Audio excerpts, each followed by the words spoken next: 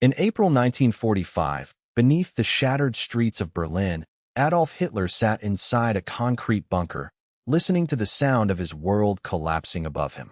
The city that was supposed to be the capital of a thousand-year empire was burning. Soviet artillery thundered day and night. Buildings shook. Streets vanished beneath smoke, dust, and broken stone. The air was thick with fire, panic, and the final screams of a regime dying in the ruins it had created. Above ground, old men, wounded soldiers, and teenage boys were pushed into battle with rifles, grenades, and impossible orders. Some were children in uniforms too large for them. Some were veterans who already knew the war was lost. And beneath them, hidden behind concrete walls and steel doors, was the man who had promised Germany greatness, revenge, glory, and destiny. Adolf Hitler had promised a thousand-year Reich. It lasted barely 12 years. He had promised to restore Germany's pride. He left Germany in ruins. He had promised order. He delivered terror. He had promised victory. He ended underground, surrounded by maps of armies that no longer existed, giving orders to units that could no longer obey. Outside, the Red Army was closing in. Inside, Hitler's world had shrunk to narrow corridors, stale air, exhausted officers, trembling hands, whispered loyalty, and fantasies of impossible counterattacks. The man who had once stood before oceans of cheering crowds was now isolated, sick, paranoid, and trapped beneath the capital of the empire he had destroyed. But Hitler did not begin as a ruler. He was not born into power. He did not inherit a throne. He did not command armies as a young man. He was not inevitable. He began as a failed artist, a lonely drifter, a wounded soldier, and a political extremist who discovered that anger could be shaped into power. This is not the story of a misunderstood genius. It is the story of how a broken society can be manipulated. It is the story of how fear can be weaponized, how humiliation can be transformed into hatred, and how lies can become more dangerous than armies. It is also the story of the people who underestimated him, the elites who believed they could control him, the crowds who followed him, and the millions who stayed silent until silence became complicity. To understand Hitler's rise, we must not begin with the monster at the end. We must begin with the ordinary boy before the catastrophe. Adolf Hitler was born on April 20th, 1889, in Braunau am Inn, a small town in Austria-Hungary near the German border. He was not German by birth, but from an early age he became obsessed with German identity, German nationalism, and the idea that history belonged to strong nations and chosen peoples. His childhood did not announce the horror to come. There was no mark on the child that told the world he would one day become responsible for destruction on a scale almost impossible to imagine. His family life was tense and divided. His father, Alois Hitler, was strict, authoritarian, and often harsh. His mother, Clara, was gentle, protective, and deeply loved by him. In that home, Hitler learned resentment before he learned power. He feared his father, adored his mother, and grew into a boy who dreamed of escaping the smallness of ordinary life. As a teenager, he imagined himself not as a politician, not as a soldier, and not as a dictator, but as an artist. He sketched buildings. He admired architecture. He dreamed of Vienna, of culture, of recognition, of a life where the world would finally see him as extraordinary. But dreams often meet history in cruel ways. Hitler moved to Vienna hoping to enter the Academy of Fine Arts. To him, the academy was not just a school. It was a doorway into the life he believed he deserved. He was rejected. Then he tried again. And he was rejected again. Failure alone did not create Hitler. Millions fail without becoming monsters. Poverty alone did not create him. Millions suffer without choosing hatred. But Vienna became the city where his bitterness hardened. On the surface, Vienna was beautiful. Grand cafes, imperial buildings, music halls, theaters, newspapers, and the glittering culture of a fading empire. But beneath that elegance, it was also a city filled with ethnic tension, political anger, racial pseudoscience, conspiracy theories, and organized anti-Semitism. Hitler did not invent those ideas. He absorbed them. He lived in shelters. He sold small paintings and postcards. He watched crowds, newspapers, politicians, and street agitators from the margins of society. He saw a world he believed had rejected him, and instead of questioning himself, he began searching for enemies. Over time, his resentment became ideology. He came to see democracy as weakness, compromise as betrayal, and human history as a brutal struggle between races. At the center of that worldview was anti-Semitism, the false and hateful belief that Jews were responsible for the problems of Germany, Austria, and Europe. These ideas were not only wrong, they were deadly. But before Hitler could turn hatred into political power, Europe itself would be shattered. In 1914, World War I began. Across Europe, young men marched to war under flags, songs, and patriotic speeches. Many believed the war would be short. Many believed they would return as heroes. Instead, they entered a machine of death. Trenches cut across the Western Front like open wounds in the earth. Artillery erased villages. Machine guns tore through bodies. Poison gas drifted over mud, barbed wire, and corpses. Hitler joined the German army. For the first time in his life, he found structure, belonging, and purpose. He served as a messenger on the Western Front, carrying orders through shellfire and chaos. It was dangerous work, and he survived years in one of the most brutal wars in human history. He was wounded. He was decorated for bravery. And in the army, he found something he had not found in civilian life: identity. The uniform gave him a place. The war gave him meaning. Germany became more than a country to him. It became a sacred cause. Then Germany lost. In November 1918, the German Empire collapsed. The Kaiser abdicated. Soldiers returned home to hunger, grief, revolution, and humiliation. Millions were dead. Families were broken. Cities were exhausted. For many Germans, defeat was unbearable. For Hitler, it was personal.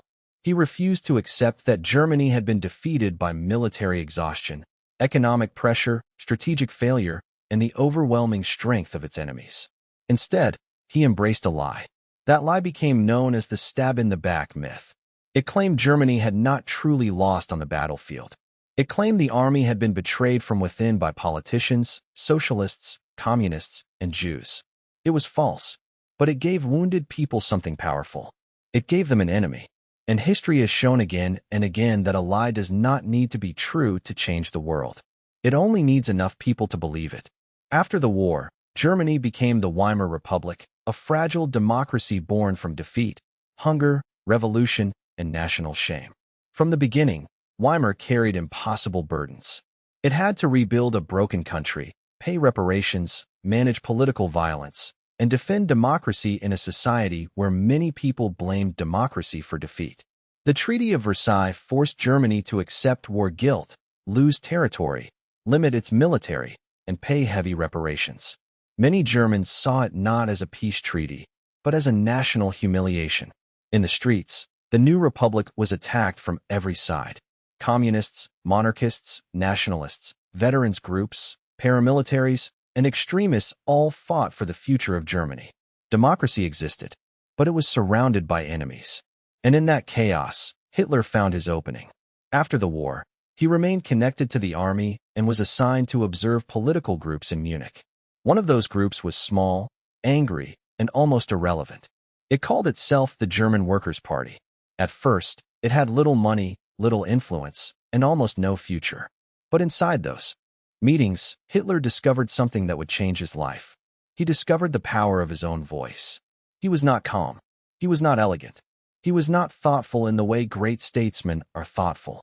He was theatrical, emotional, aggressive, and furious. He knew how to begin quietly, how to build tension, how to name enemies, how to transform anxiety into rage, and rage into loyalty. He did not offer people truth. He offered certainty. He told them they were not responsible for their suffering. He told them Germany had been betrayed. He told them enemies were hiding everywhere. Then he told them that he alone had the courage to name those enemies and destroy them. The German Workers' Party soon became the National Socialist German Workers' Party, the Nazi Party. Its message was a toxic mixture of extreme nationalism, racism, anti-Semitism, anti-communism, militarism, and the promise of national rebirth. The Nazis did not simply campaign. They staged politics like theater. Flags, uniforms, banners, torches, marches, symbols, music, slogans, crowds moving as one body. None of it was accidental. Hitler understood something dangerous about politics in an age of crisis. People do not always follow the person with the best argument. Sometimes, they follow the person who gives shape to their fear.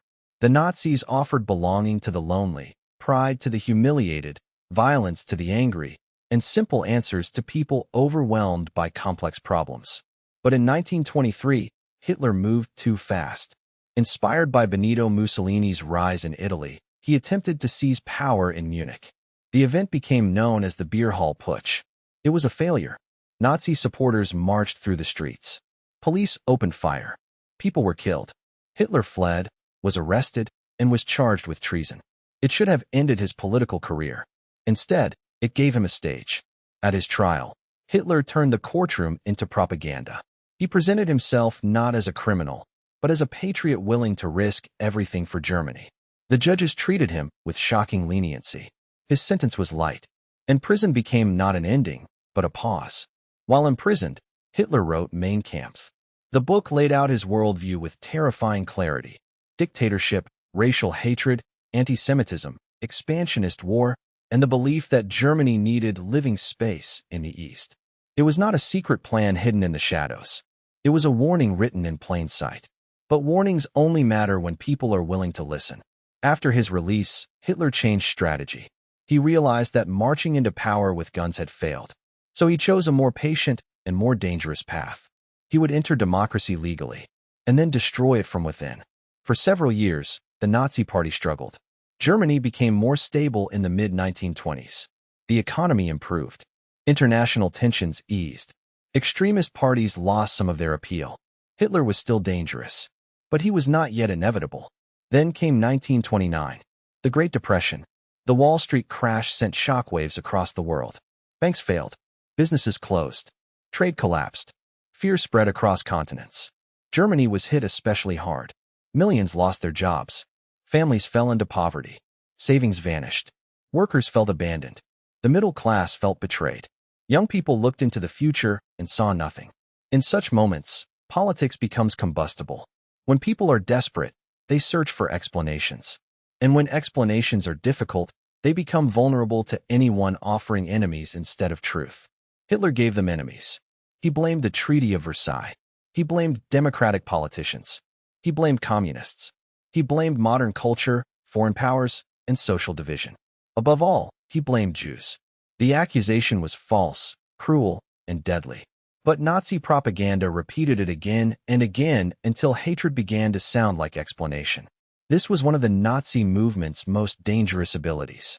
It could take complex crises, unemployment, inflation, humiliation, fear of communism, social change, and political collapse, and compress them into one emotional message. Germany had been betrayed. Germany could be reborn. Hitler was the man who would restore it. Joseph Goebbels, the Nazi propaganda chief, understood mass communication with terrifying precision. He understood repetition. He understood spectacle. He understood the emotional power of radio, posters, newspapers, film, slogans, and carefully staged rallies. Nazi rallies were designed almost like religious ceremonies. Searchlights pierced the night. Thousands marched in formation. Banners filled the air. Music thundered. Crowds waited for Hitler as if waiting for revelation. When he appeared, the message was always the same. You are suffering because enemies have weakened you. Follow me, and I will make you strong again. It worked. The Nazi Party grew from a fringe movement into one of the most powerful political forces in Germany. But Hitler did not win absolute power through a majority of voters. That detail matters. His rise was not simply the story of one man hypnotizing a nation. It was also the story of powerful people making fatal decisions.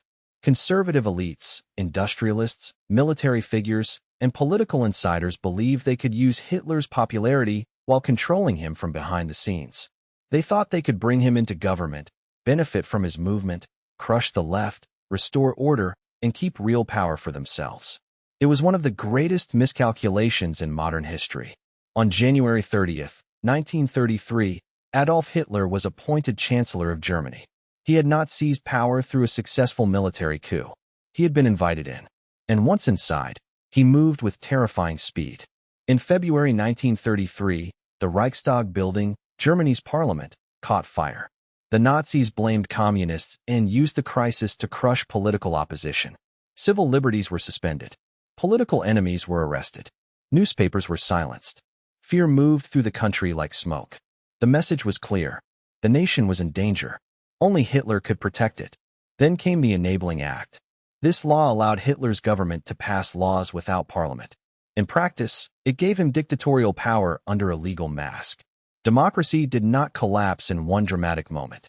It was dismantled step by step, law by law, arrest by arrest, silence by silence. Political parties were banned. Trade unions were destroyed. Independent newspapers were crushed.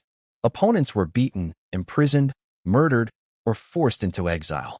The first concentration camps were built for political prisoners.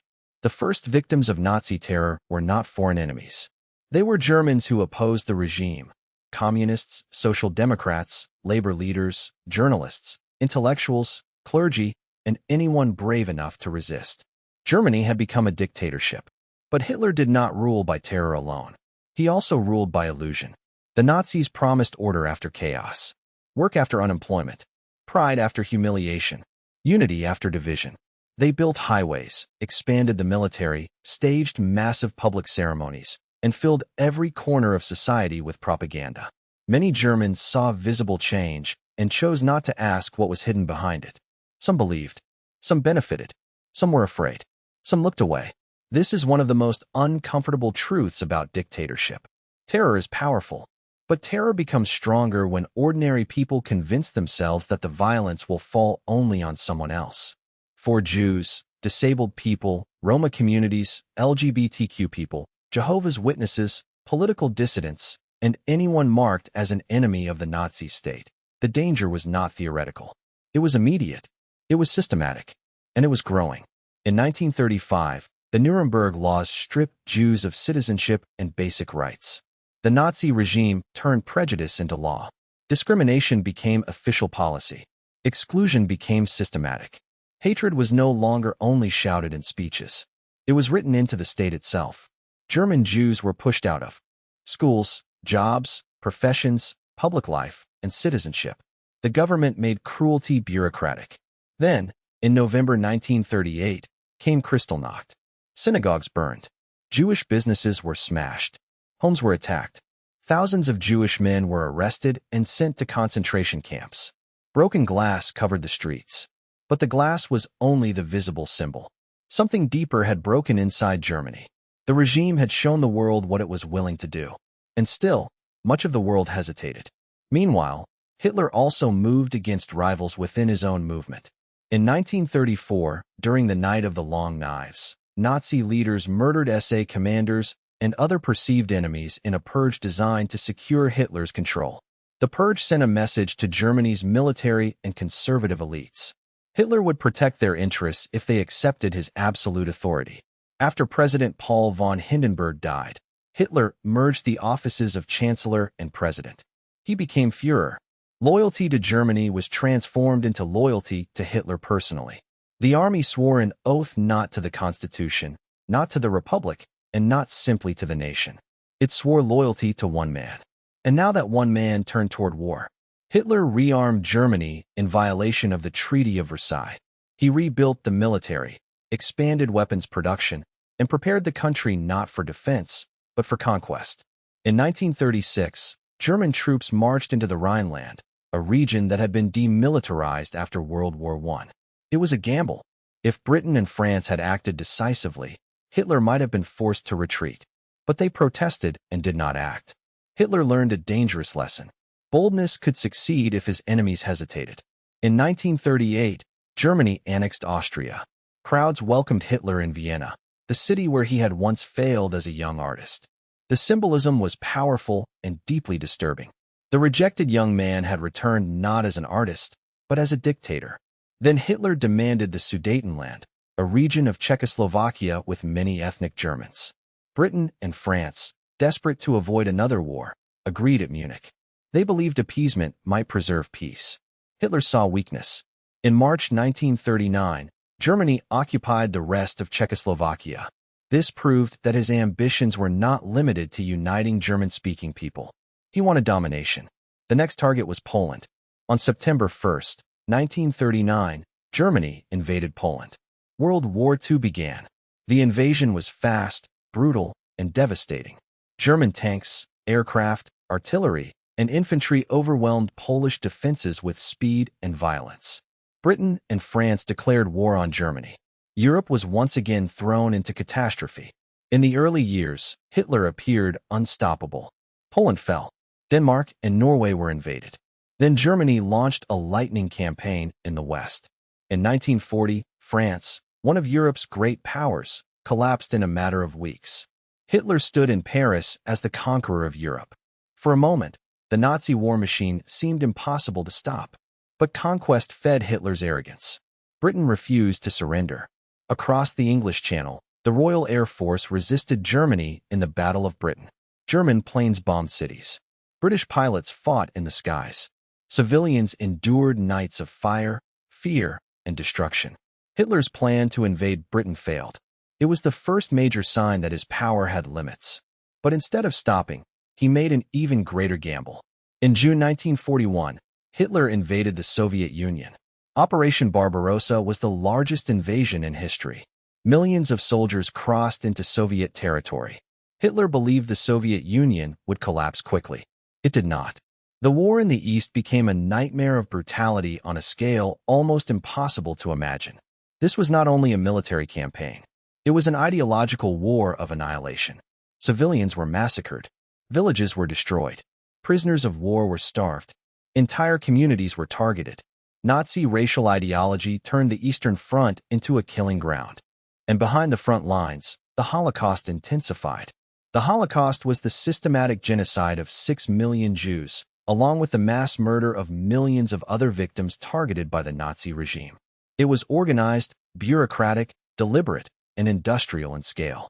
Trains, camps, documents, orders, guards, companies, police forces, government offices, and state institutions were all used in the service of mass murder. This is the darkest center of Hitler's legacy. Not the speeches, not the uniforms, not the rallies, not the battlefield maps. Human destruction.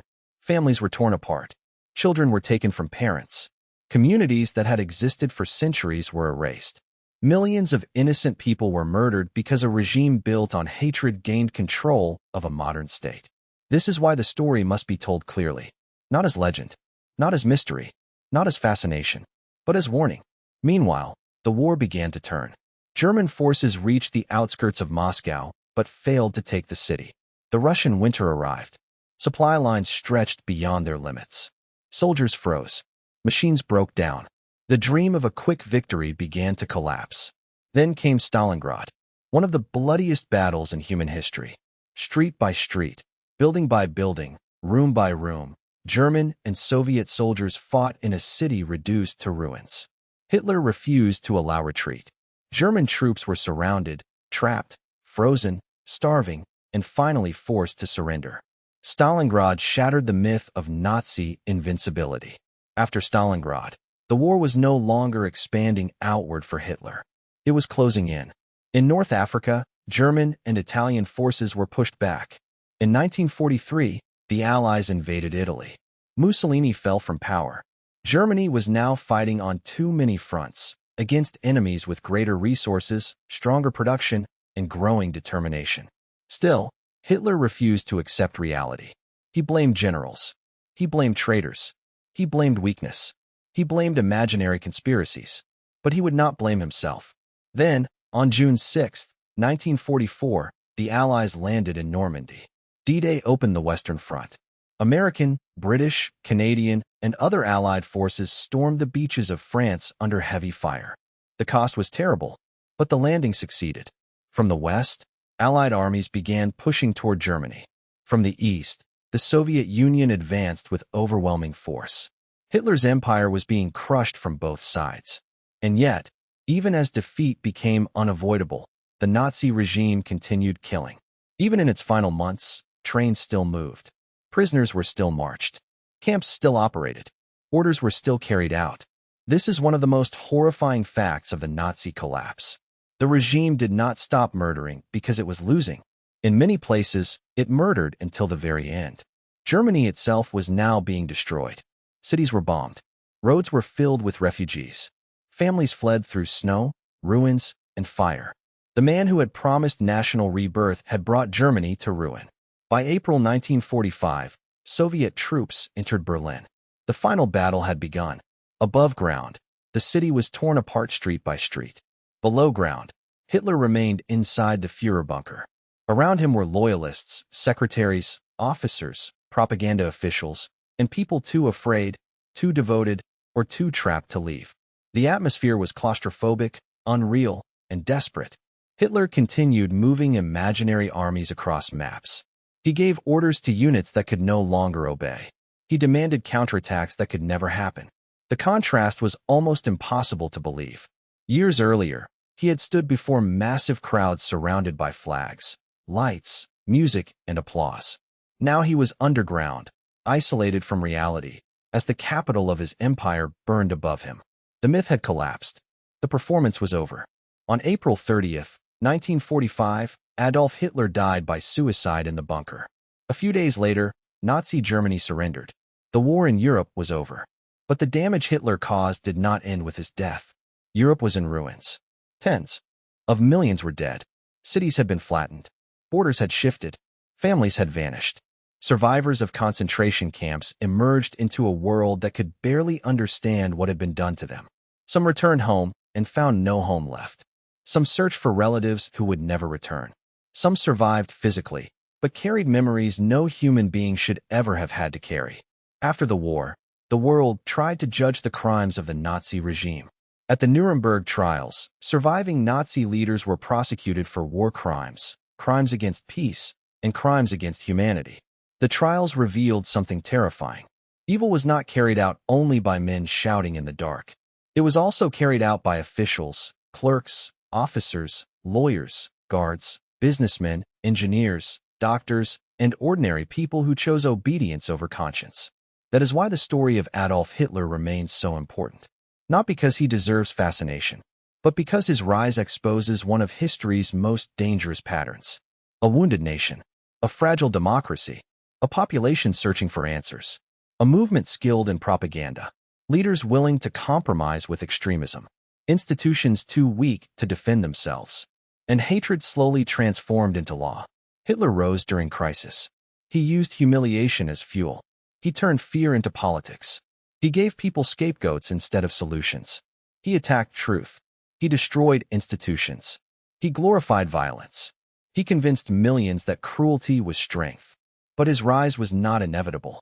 At many moments, people underestimated him. Some laughed at him. Some thought they could control him. Some agreed with parts of his message and ignored the rest.